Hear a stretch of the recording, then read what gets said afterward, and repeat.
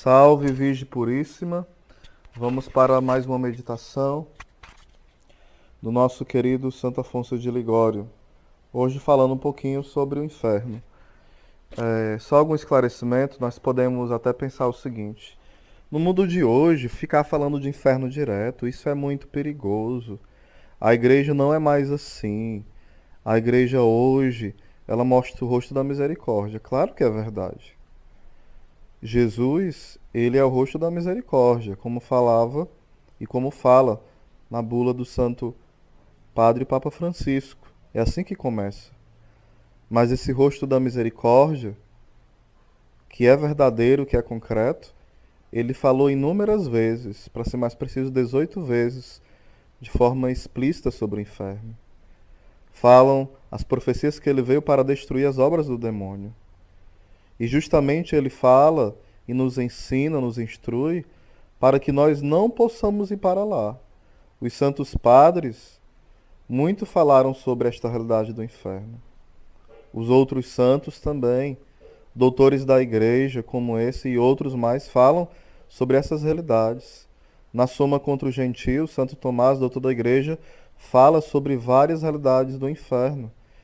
Não só sobre o inferno, mas sobre o céu, sobre realidades do corpo, dos ressuscitados, sobre essas realidades eternas. Como fala o livro do Monsenhor Segur, ele vai falar o seguinte, que o inferno, a pregação sobre o inferno é o grande missionário do céu. Nós sabemos que há três tipos de temores. O temor mundano, de querer agradar as pessoas, ter medo de que falem de nós, de que nos persiga, é o temor mundano. Esse temor não devemos ter. Existe o temor servil, que é o temor onde nós só não pecamos porque temos medo do inferno, mas não porque amamos a Deus de verdade, profundamente. Esse temor servil é necessário, mas ele vai crescendo e ele vai virando o temor filial. À medida que nós vamos rezando, fazendo penitência, tendo a humildade, esse temor serviçal vai virar um temor filial, onde nós não queremos mais perder o céu, não por conta dos tormentos do inferno, mas porque nós sabemos que o maior tormento do inferno é não poder ver a Deus, contemplar aquele que é o amado de nossa alma, o nosso tudo, o nosso Senhor.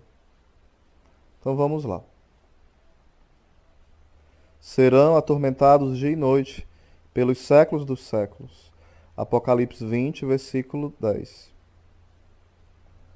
Considera que o inferno não tem fim. Sofrem nele todas as penas, e todas elas eternamente. De sorte que passarão 100 anos de sofrimento, passarão 1000, e o inferno terá apenas começado. Passarão 100.000, 100 milhões, 1.000 milhões de anos e de séculos, e o inferno estará ainda no seu princípio. Se um anjo fosse, nesta hora, dizer a um condenado que Deus o quer livrar do inferno, mas quando? Seria a pergunta. Quando tiverem passado tantos milhões de séculos, quantos são as gotas de água, as folhas das árvores e os grãos de areia que existem no oceano e na terra. Vós havereis de ficar pasmos, mas a verdade é que aquele condenado sentiria mais alegria com tal notícia do que vós se vos desse a notícia de haver sido eleito rei de um grande reino. Sim, porque o condenado diria consigo. O condenado diria consigo mesmo. É verdade que devem passar tantos séculos, mas chegará o dia em que terminarão. Porém, os séculos hão de passar, e o inferno estará no seu princípio. Suceder-se-á tantas vezes, igual número de séculos, quantos são os grãos de areia, das gotas d'água, das folhas das árvores, e ainda o inferno estará no seu princípio. Cada condenado de boa vontade própria, cada condenado de boa vontade proporia a Deus esta condição: Senhor, aumente as minhas penas, como vos aprouver. Prolongue tanto quanto for da vossa vontade, mas ponde um tempo determinado para que esse castigo tenha fim. Mas não, esse fim nunca chegará. Se o pobre condenado pudesse ao menos iludir-se e consolar-se dizendo: quem sabe, talvez um dia Deus tenha misericórdia de mim e me livre do inferno. Mas não, o desgraçado daquele que foi condenado ao inferno terá incessantemente diante da vista a sentença de sua condenação eterna e dirá: todas as penas que agora estou sofrendo, o fogo, os lamentos, nunca mais terão fim? Nunca. E quanto tempo durarão? Sempre, sempre. Ó nunca, ó sempre, ó eternidade, ó inferno. Como? Os homens o creem e pecam e continuam a viver no pecado? Irmão meu, põe sentido. Lembra-te de que o inferno é também para ti, se cometeres o pecado. Já está ardendo essa fornalha horrorosa debaixo de teus pés. E no momento em que estás lendo isto, quantas almas caem nela? Lembra-te que se uma vez caíres ali, nunca mais poderás subir e nem sair. Se alguma vez merecestes o inferno, dá graças a Deus de não te ter lançado nele. Procura o mais depressa possível. Repara o mal feito.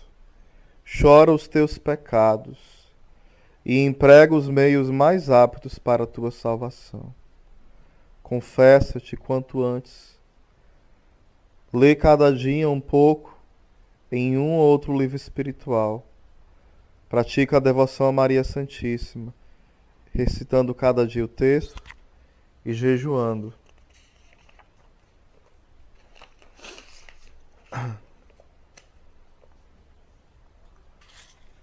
Resiste às tentações, chamando logo por Jesus e Maria. Foge das ocasiões do pecado. E se Deus te chamar para deixares o mundo, o obedece. Tudo quanto se fizer para livrar-se de uma eternidade de penas é pouco. É nada. Nenhuma cautela é exagerada quando se trata de assegurar uma eternidade feliz, o céu. Quantos eremitas foram viver em grutas, nos desertos, a fim de fugir do inferno? E tu o que fazes depois de teres merecido tantas vezes o inferno? Que fazes? O que tu fazes? Vê que te condenas. Entrega-te a Deus e dize-lhe: eis-me aqui, ó Senhor. Quero fazer tudo quanto me pedirdes. Graças vos dou por me terdes suportado até hoje, com tanta paciência. Te agradeço, Senhor, por tantas luzes. Te agradeço, Senhor, por tanto amor, por teres até hoje me livrado do inferno. Obrigado, Mãe Santíssima, pela vossa intercessão. Doce coração de Maria, seja minha salvação, seja minha proteção. Rogai por nós. Irmãos, meditemos com profundidade que não só o medo, não só as lágrimas, mas que todo o nosso ser, não só ouvir esse áudio, não a pensar isso é coisa do passado, isso é mentalidade perigosa. Não, Deus não é mau. É tão óbvio dizer isso, mas às vezes nós achamos que Deus nos criou para o inferno. Claro que não. Será que você e eu vamos pensar que o nosso Deus que se fez carne, criança, foi perseguido, caluniado, morreu na cruz das piores mortes e humilhações, a nível moral, a nível físico, a nível também aonde o seu interior se dilacerava, por amor a nós, esse Deus ressuscita, envia o Espírito Santo, se faz Eucaristia para nos alimentar, nos dar a sua mãe, a sua igreja. Como esse Deus que faz loucuras de amor pode nos querer no inferno? Claro que não. Somos nós livremente que escolhemos não estar com o nosso amado, com o nosso tudo, com o esposo de nossa alma. Irmãos, nos decidamos, peçamos a graça a Deus da determinada determinação que fala Santa Teresa. Que o Senhor nos mergulhe em um profundo desejo, maduro, pela vida de santidade. A santidade na vida comunitária, a santidade pessoal, a santidade como filho obediente da Santa Igreja. Que o Senhor nos conceda esta grande graça. Amém.